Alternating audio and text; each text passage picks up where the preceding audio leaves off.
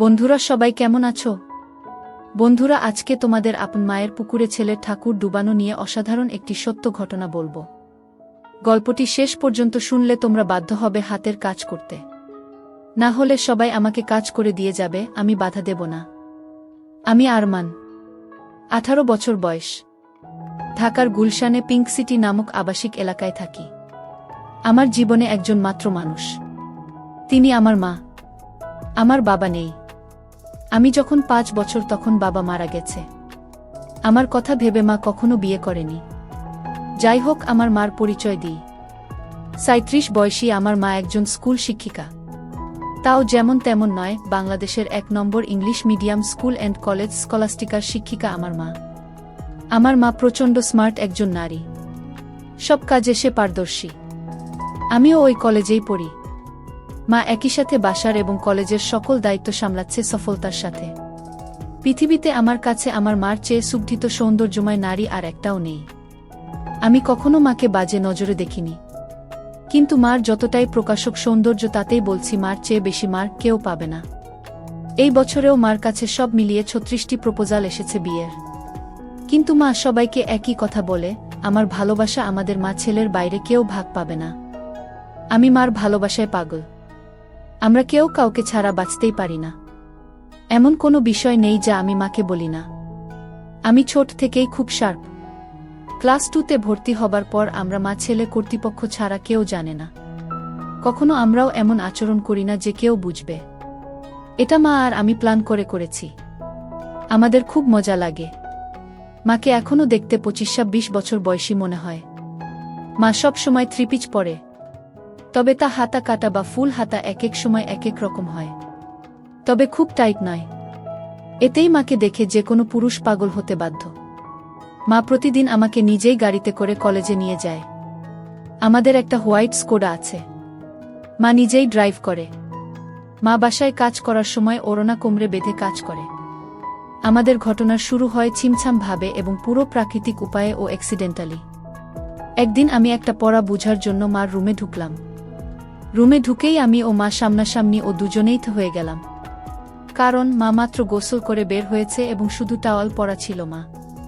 আমি কয়েক সেকেন্ড কোনো কথাই বলতে পারিনি। চোখ মার উপর থেকে সরছে না। কিন্তু লজ্জা পেয়ে মার চিৎকারে আমিও একটা চিৎকার দিয়ে বেরিয়ে আসি সরি বলতে বলতে। এসে বাহিরের দরজার পাশে দাঁড়িয়ে বলি, সরি মা, আমি পড়া বুঝতে এসেছিলাম, পরে বুঝে নিব।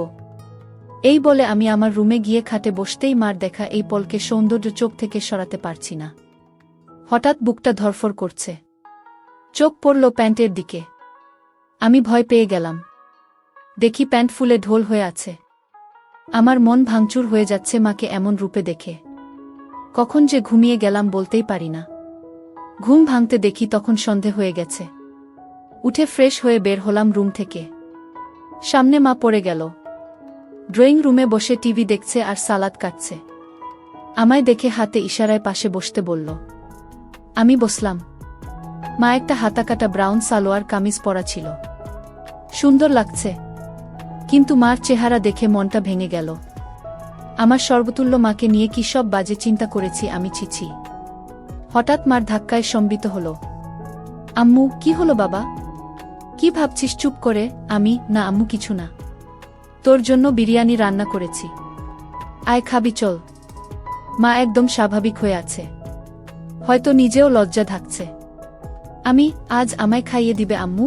মা আমার দিকে এক পলক অপরূপ দৃষ্টি করে চেয়ে বলল, আয় কাছে আয়। আমি হাত বাড়ালাম, কিন্তু মা আমাকে অবাক করে দিয়ে হাত ধরে কাছে নিয়ে তার কোলে থাইয়ে বসিয়ে দিল।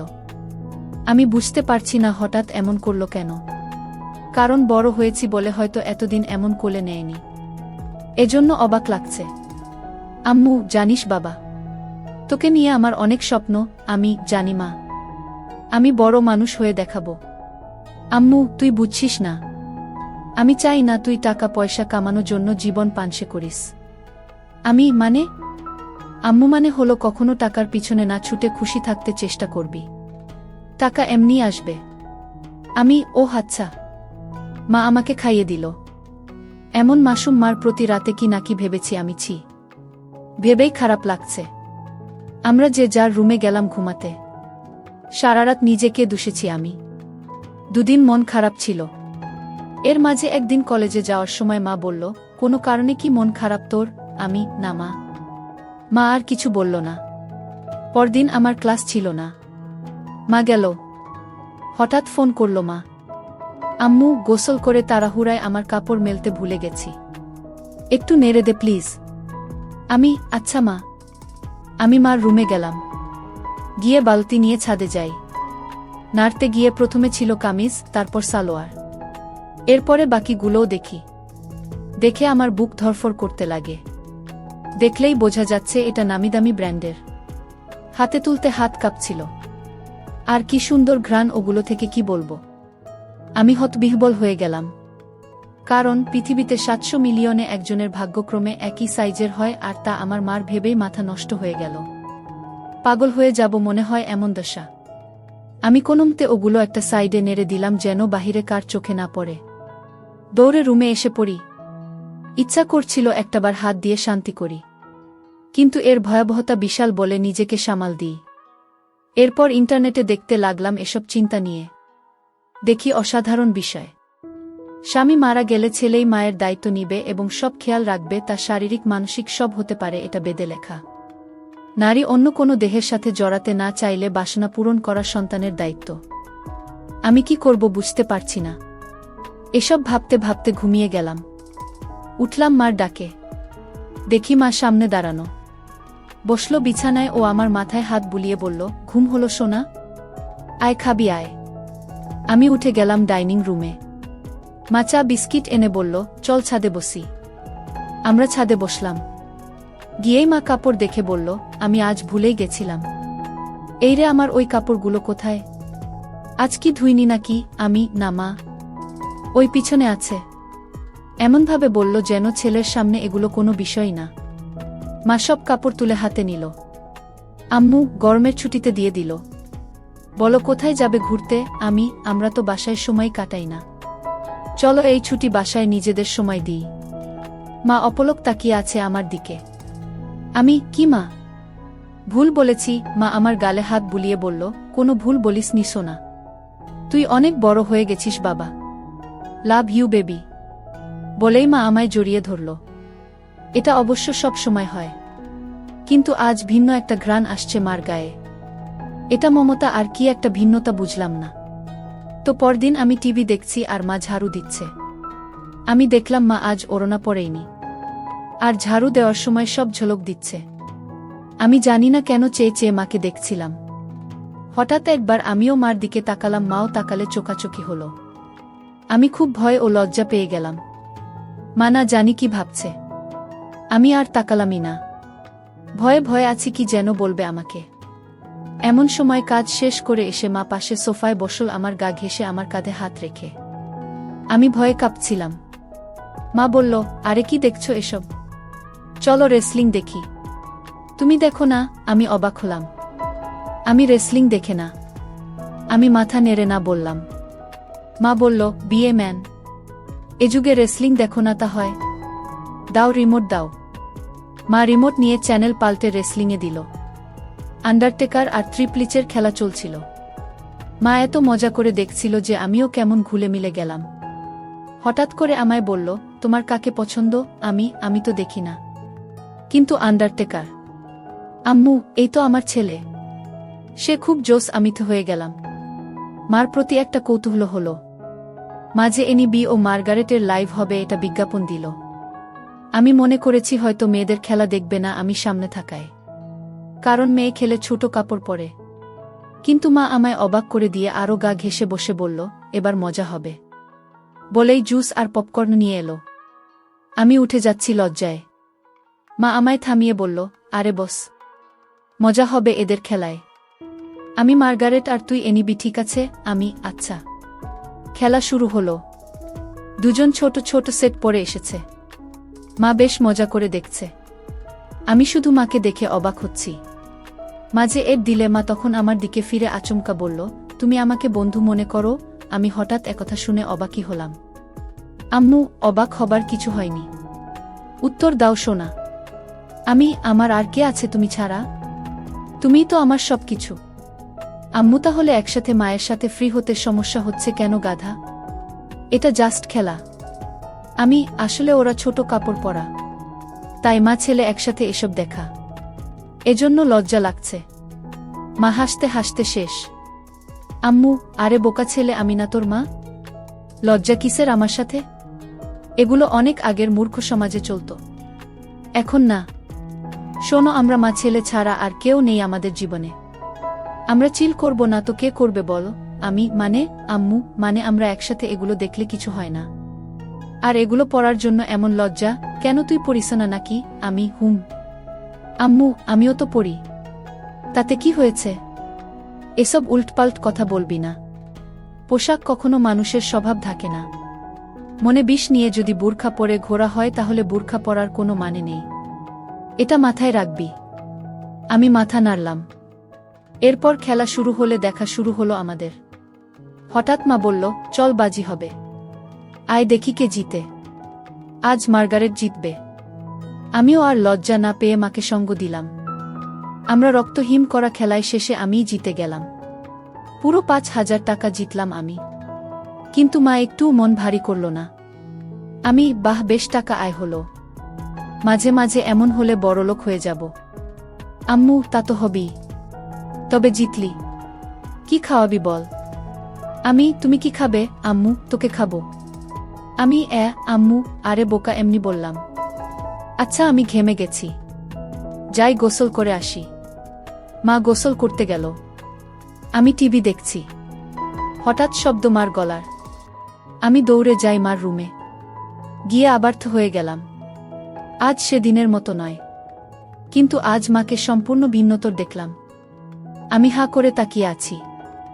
আম্মু, কিরে, কি দেখিস? অবাক হয়েছিস না? আমি মাথা নেড়ে হা বলি। কিন্তু এত টাইট যে? আম্মু, ও তুই টাইটের কথা বলছিস? আমি বলছি, এটা আমার অনেক আগের জামা। এই জামার বয়স তোর চেয়ে 2 বছর বেশি। আমি, কি বলছো এগুলো? ওয়াও আম্মু, হ্যাঁ ওয়াও। সুন্দর না? নাকি খারাপ লাগছে? আমি, খারাপ লাগে তোমার ভূত। একদম পরি লাগে আমার মাকে। আম্মু, কিন্তু আসলেই অনেক দিন বলে টাইট হয়ে গেছে, কেমন যেন লাগছে। আমি, যদি কিছু মনে না করো একটা কথা বলি মা? আম্মু, হ্যাঁ বল। আমি, তোমাকে টাইট ড্রেসেই ভালো লাগে, কেন যে সবসময় আলখাল্লা পরে থাকো বুঝি না। মডার্ন যুগের এত ভাষণ আমাকে দাও আর নিজে সেকেলে। মনেই হয় না ইংলিশ মিডিয়ামের টিচার তুমি। আম্মু, হাহা, আমার বদমাইশ ছেলে, আয় বুকে আয়। আমি, ইদানিং তুমি চেঞ্জ হয়ে যাচ্ছ যে, খুব আদর সোহাগ করছো যে। মা আমায় ছেড়ে দিয়ে মুখটা মলিন করে বাথরুমে চলে গেল। আমিতে ভয় পেয়ে গেলাম। কি বলতে কি বলে দিলাম। একটু পরে মা আবার আলখাল্লা পরে হাতে ওই জামাটা এনে আলমারিতে রেখে ধপাস করে বন্ধ করে নিচে কিচেনে চলে গেল। আমি কি বলবো বুঝতে পারছি না। আমিও পিছনে গেলাম। বললাম, মা রাগ করেছ? সরি মা, আর এমন বলবো না। মা কথাই বলছে না। আমি পিছনে ঘুরছি, কিন্তু মা পাত্তাই দিচ্ছে না, শুধু চোখে পানি ভরে কাজ করছে। কিচেনের জিনিসে রাগ ঝাড়ছে। টেবিলে খাবার দিয়ে মা উপরে যাচ্ছে। তখনই আমি মার পায়ে পড়লাম ও বললাম, আর কখনো এমন বলবো না মা, ক্ষমা করে দাও। কেঁদো না মা, তুমি ছাড়া আমার আর কে আছে বলো? মা কেঁদে দিয়ে আমায় জড়িয়ে ধরে বলল, আমিও তো তাই বলছি, তুই ছাড়া আমার আর কে আছে? তোকে আদর সোহাগ করব না গো কাকে করব? তুই তো আমার সবরে পাগল। আমি, সরি, আর হবে না মা। আম্মু, আমি সবসময় তোকে ভালোবাসি বোকা, আর এমন বলিস না। আমাকে প্লিজ একা করে দিস না তোর বাবার মতো। আমি, না মা, আমি তোমার সব কথা শুনবো ও মেনে চলব। আমি, আমারও সব কথা মানতে হবে তাহলে? মা মুচকি হেসে চোখ মুছে বলল, তাহলে ওই ড্রেস পরে এসো আর আমাকে খাইয়ে দাও। মার মুখে উজ্জ্বল হাসি। মা রুমে গিয়ে মিনিটে চলে এলো ওই ড্রেস পরে। আমি বললাম, তোমায় একদম ক্লাস 10-এর মেয়ে মনে হয় মা, যে কোনো কাপড়েই বোঝাই যায় না তোমার বয়স 37। মা মুচকি হেসে আমায় নিয়ে বসে খাওয়াতল। তারপর আমরা যে যার রুমে গিয়ে ঘুমালাম। এভাবে মা আর আমি আর কিছু না করে ছুটি শেষ করলাম। ছুটির পরে আমাদের কলেজে একটা সাংস্কৃতিক অনুষ্ঠান হয়। সবাই নাম দেয়, আমিও নাম দিই গানে। আমরা পারফর্ম করি, অনেকেই অনেক রকম করে। মেয়েরাও পারফর্ম করে ড্যান্সে। হঠাৎ একটা ড্যান্স চালু হয়। দেখলাম কয়েকজন মাঝবয়সী নারী ঘোমটাস দিয়ে স্টেজে উঠল। এরপর গান চালু হতেই ঘোমটা খুললে আমি আকাশ থেকে পড়লাম। মা লিডিং ড্যান্সার আর মারাত্মক লাগছে তাকে। মা একটা হলুদ শাড়ি পরেছে যা মারাঠি স্টাইলে বাঁধা ও নাভি বরাবর। এতেই সবার হৃদ স্পন্দন বাড়িয়ে দিল। সবাই হুররে করে অনুষ্ঠান শেষ করল। আমি আমার মা এত সুন্দর নাচে তা জানতাম না। ছেলেরা সবাই তো বলছেই, সাথে মেয়েরাও বলছে ম্যাম খুব হট। আমার খুব গর্ব হলো এটা শুনে। আমরা বাসায় গিয়ে আমি মার সাথে কথা বলছি না। মাতা দেখে বলল, কি হয়েছে আমার প্রাণ ভোমরা? আমি, ইস আবার প্রাণ ভোমরা বলছে। কখনো তো বলনি নাচতে পারো। আমাকে তো কখনো নাচ করে দেখাওনি। মা আমার কাছে সোফায় বসে গা ঘেঁষে বলল, এই যে মশাই, আপনাকে সারপ্রাইজ দিতেই বলিনি আগে। এখন আপনিও তো অবাক হলেন তাই না? আপনার জন্য এত কিছু করলাম আর আপনি যদি মন খারাপ করে থাকেনও তাহলে হয়। সরি। আমি, আচ্ছা ঠিক আছে। তুমি এত সুন্দর নাচতে পারো আমি জানতামই না। আর কি ড্রেস পরেছ তুমি ওখানে, আমি অবাক। কখনো তো এমন খোলামেলা পোশাকে দেখিনি। আম্মু, খোলামেলা কই? এত মারাঠি স্টাইল। আর খোলামেলা কি বলছো? আমাকে কি খুব খারাপ লাগছিল? আমি, নাউজুবিল্লাহ। তোমাকে আর খারাপ লাগবে তা অসম্ভব। পৃথিবীর সবচেয়ে সুন্দর নারী আমার মা, আর তাকে খারাপ লাগবে? তোমায় মারাত্মক লেগেছে মা। মা আমার গাল ধরে বলল, হুম, থ্যাংক ইউ। আম্মু, মা একটা কথা বলি? আম্মু, হ্যাঁ বল। আমাকেও একদিন নেচে দেখাবে প্লিজ? আম্মু, তুই আমার নাচ দেখবি? ভালো লেগেছে, আমি ভাবতেও পারিনি এত সুন্দর নাচ তুমি। আজ সবাই তোমার প্রশংসা করছিল। প্লিজ মা, দেখাবে বলো না? আম্মু, অবশ্যই দেখাবো সোনা। আমার পৃথিবী তুই। আর তোকে খুশি করতে সব করতে পারবো।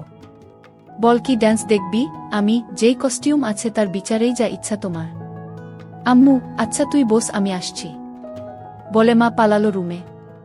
একটু পরে এসে আমায় পুরো চমকে দিল। মা একটা শাড়ি পরেছে যা ট্রান্সপারেন্ট মেরুন রঙের, ফলে সব উদীয়মান। দেখে আমি সোফা থেকে দাঁড়িয়ে যাই। মা আমায় এমন উঠতে দেখে বলল, এখন আমি তোর টিচার নই বোকা। দাঁড়াচ্ছিস কেন? আমি যেন কেন বলে দিলাম, তোমায় আজকে সত্যি অসাধারণ হট লাগছে মা। বলার পর খেয়াল হলো আমি কি বললাম। জিভ কেটে বললাম, ওফ সরি মা, আমার ভুল হয়ে গেছে, আর বলবো না এমন পচা কথা। মা আর চোখে একটা চাহানি দিয়ে বলল, আমি কি হই তোর বলতো? আমি, আমার মা। আম্মু, তাহলে এমন কেন করছিস? মা নাকি তার সন্তানের কাছে সবচেয়ে সুন্দর হয়। তুইও তো বললি। তো প্রশংসা করতে এত দ্বিধা কিসের? আমি, ওইয়ে ভাষাটা বিব্রত তাই। আম্মু, চুপ করত। কোনো বিব্রত নয়। এদেশীয় ভীত সংস্কৃতি তোর ভিতরে কিভাবে এলো বুঝলাম না। হট কোনো বাজে শব্দ নয়। যাকে যা লাগে তাই বলা উচিত, বুঝেছিস? চাইলে আরো গভীর কিছু বলতে পারিস। আমি ভ্যাবলা হয়ে বললাম, হ্যাঁ, কিন্তু মাকে এসব চজাতীয় কথা বলা কি ঠিক? মা আমায় হাত ধরে সোফায় বসে বলল, আম্মু দেখছো না, আমি তোর মা। আমায় তুই যা খুশি বলতে পারিস। ভালো লাগলেও বলবি, খারাপ লাগলেও বলবি, তাতে কোনো সমস্যা নেই। এখন তুই যদি আসলে আমায় মা বলে আপন নাই বা ভাবিস, তাহলে আর আমার কি করার? স্বামীকে হারিয়ে একমাত্র সন্তানের সঙ্গ কপালে না জুটলে তো আর কিছু করার নেই। আমি বুঝলাম মা মনে মনে কষ্ট পাচ্ছে, আর প্রশংসা করায় মা আমায় বাধা দেয়নি। পশ্চিমা দেশের মতো মা আমায় স্বাধীনতা দিচ্ছে, ভালো তো এমনিতেই বাসে মা। তাই মার মন ভালো করতে বললাম, okay my dear loving mother, let's show me your best move. মা হেসে দিয়ে আমায় ধন্যবাদান্তে কপালে হামি দিয়ে বলল, লাভ ইউ মাই ডিয়ার। তোর জন্যই বেঁচে আছি আমি। আমায় তুই বুঝিস বলেই আমি পরিণত মা। বল কোনো গানে নাচব? আমি, কাটা লাগা সং। মা চোখ বড় করে বলল, নুটি বয়। আমি হেরে যাওয়ার মতো মাথা নিচু করলাম। মা আমার থুতনি ধরে তুলে চোখে লাস্যময়ী হাসি এনে বলল, আমার ছেলে বলবে আর আমি মা হয়ে তা করব না, এটা হতে পারে? বলেই মা কাটা লাগা সং বাজিয়ে পৃথিবীর সকল সৌন্দর্য নিজের উপর এনে নাচতে লাগল। সে কি মুভ ও স্টাইলে নাচল, কি বলবো। মনে হচ্ছিল যেন আমার গার্লফ্রেন্ড হলেও এমন ভঙ্গিতে নাচত না। পুরোপুরি বোল্ড লাগছে মাকে। আমি দাঁড়িয়ে হাততালি দিলাম ও মাকে গিয়ে সালাম করলাম। মা অবাক হয়ে গিয়ে বলল, কি ব্যাপার? সালাম কেন? কারণ তুমি আমায় এত ভালোবাস, আমায় এত বিশ্বাস করো তাই। এমন সাজে আমি কখনো ভাবিনি তোমায় দেখব। তাও আবার আমার অন্যায় আবদার রেখে এই বোল্ড সং ড্যান্স করলে। তোমার কি খারাপ লেগেছে মা? মা বলল, এজন্যই তোকে এত বেশি ভালোবাসি রে পাগল। তুই খুব মাসুম আর হনেস্ট আর খুবই কিউট। শোন তাহলে, তুই আমার একমাত্র সন্তান আর একমাত্র সঙ্গী, যাকে নিয়েই আমার জীবন মরণ সব। তোর কাছে খারাপ লাগার কিছু নেই। আমি তোকে ভালোবাসি রে পাগল। আর এমন কেমন বলিস? এটা একদম স্বাভাবিক। আমি চুপ করে রইলাম। মা কয়েক সেকেন্ড আমার দিক তাকিয়ে থেকে বলল, আচ্ছা এখন গোসল করে আসি। মা চলে গেল। আমি আর পিছন দেখার কেমন মনোবল পাচ্ছি না। তবে 10 মিনিট পর হঠাৎ মার ডাক এলো। আমি মার রুমে যেতেই আবারও সেই মুহূর্ত সামনা করলাম। মাকে এরূপে দেখে বুক ধকধক করছে। আমি কিছু বলতে পারছি না। কিন্তু মা আমায় দেখে মোটেও বিচলিত নয়। একটু কড়া কণ্ঠে বলল, বস বিছানায়। আমি কি করব বুঝতে পারছি না। মা এবার আরও একটু কড়া হয়ে বলল, বসতে বললাম না? আমি চট করে বসলাম। মা আরেকটা তোয়ালে দিয়ে চুল মুছে তাতে বেঁধে এসে আমার পাশে বসল। আমি নিচের দিকে মুখ করে আছি। আম্মু, আমার দিক তাকা। আমি তাকালে মা বলল, আমি তোর কি? মা। আম্মু, আমি খেয়াল করছি সেই দিন এমন তোয়ালে পরা দেখার পর থেকে তুই পাল্টে গেছিস। কেন করছিস? আমি সরি মা। আমি আসলে সেদিন একটা পড়া বুঝতে এসেছিলাম। জানতাম না তুমি গোসল করে তোয়ালে পরে বের হয়েছিলে, তাই ঢুকে পড়ি। আর হবে না মা, ভুল হয়ে গেছে। আম্মু, আর একটা কথা বললে একটা চড় মারব। তোকে সারা জীবন এই শিক্ষা দিয়েছি আমি না তোর মা? তুই ছোট থেকে আমায় এমন দেখেছিস, এখন একটু বড় হয়েছিস বলে আর দেখিসনি। তাতে এমন করার কি হলো? কিন্তু এখন তো আমি বড় হয়ে গেছি মা। আম্মু আবার কথা বলে, সন্তান আজীবন মার কাছে ছোটই থাকে। আর তোয়ালে পরে দেখায় কি দুনিয়া উল্টে গেছে? আমায় কি তোয়ালেতে দেখতে এতটাই বিশ্রী? আমি মার মুখে হাত দিয়ে বললাম, না মা, দুনিয়াবি সবচেয়ে সুন্দর তুমি, যা সব কিছুতেই। আম্মু, তাহলে এত কাহিনী কেন? আমি ভেবেছি তুমি আমায় কি নাকি ভাববে, তাই ভয়ে ছিলাম। আম্মু শোনো, আমরা ছাড়া আর কে আছে যে নিজেদের স্পেসটুকু নষ্ট করব? তোয়ালে পরে দেখলে কিছুই হয় না পাগল। আয় বুকে আয়। এরপর মা বলল, তোর খিদে লাগেনি? যা ড্রয়িং রুমে বস, আমি আসছি। আমি অপেক্ষা করছি। মা এলো কিচেনে, রান্না করছে আর গুনগুন করে গান গাইছে। আমি পিছন থেকে জড়িয়ে ধরলাম মাকে। পিছন তাকিয়ে দেখে আমি হাত সরিয়ে নিই। মা মুচকি হেসে আমার হাত ধরে গান গাইতে থাকল। আমি আগে কখনো এত খুশি হয়নি। আম্মু, আমার জীবনে এমন একটা ছেলে থাকলে খুশি হব না? বল কি খাবি? আমি স্যুপ। আম্মু আচ্ছা যা টিভি দেখ, আমি আসছি স্যুপ নিয়ে। আমি বসে টিভি দেখছি। মা স্যুপ এনে আমায় খাইয়ে দিল ও নিজেও খেল। আম্মু আচ্ছা আমার কিছু শপিং করতাম, তুই থাক একটু বাসায়, আমি চলে আসবো তাড়াতাড়ি। মা শপিং করতে চলে গেল। এলো অনেকগুলো ব্যাগ নিয়ে, সব নিয়ে সোজা রুমে রেখে এলো। আমি কি কিনলে? আম্মু এমনি কিছু জিনিস। মা এড়িয়ে গেল। বুঝলাম হয়তো নিজের কাপড় কিনেছে। তা তো আর ছেলেকে দেখানো যায় না। যাই হোক, পরদিন কলেজে যাওয়ার জন্য গাড়িতে বসে আছি মার জন্য। মা গেট লাগিয়ে যখন গাড়িতে এলো তখন আমি আকাশ থেকে পড়লাম। মা একটা হলুদ ট্রান্সপারেন্ট শাড়ি পরেছে ম্যাচিং ব্লাউজের সাথে। আমি আকাশ থেকে পড়লাম মাকে এমন রূপে দেখে। মা আমার চেয়ে থাকা দেখে বলল, কি হলো, এমন তাকিয়ে কেন আছিস? তুমি অনেক পাল্টে গেছো মা। মা মুচকি হেসে বলল, এটা কি তোর খারাপ লাগছে?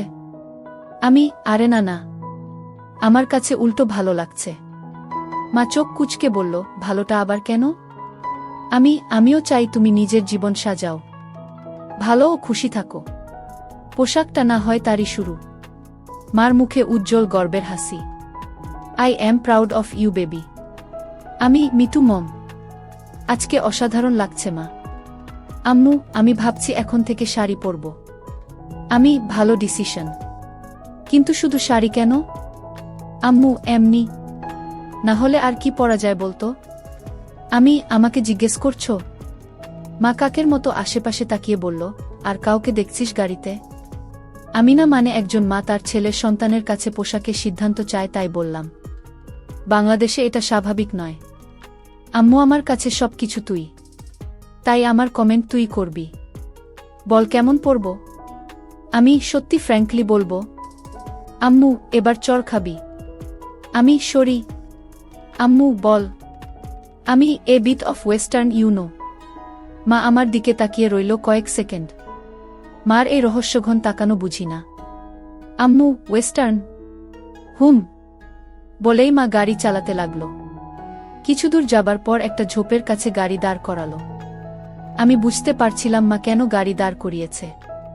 মা গরম গরম নিঃশ্বাস ফেলছিল আর হাতটা আমার নিচের দিকে বাড়িয়ে দিতে লাগল। আমি বুঝতে পারছিলাম মা আর নিজেকে আটকে রাখতে পারছে না। নিজের ছেলের সাথে সেই নিষিদ্ধ কাজটা করতে চাচ্ছিল।